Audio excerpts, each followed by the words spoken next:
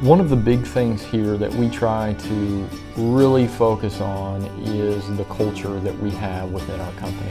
And I think we've always tried to focus on this.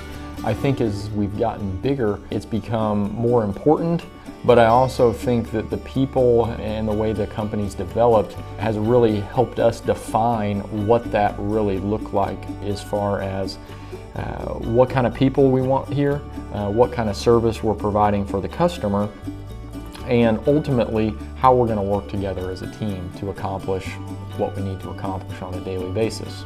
I think the one thing that I have learned about culture as we continue to add really great people is that the culture will find the people that will grow the business. And what I mean by that is when we have found great people, it's amazing how much we've grown.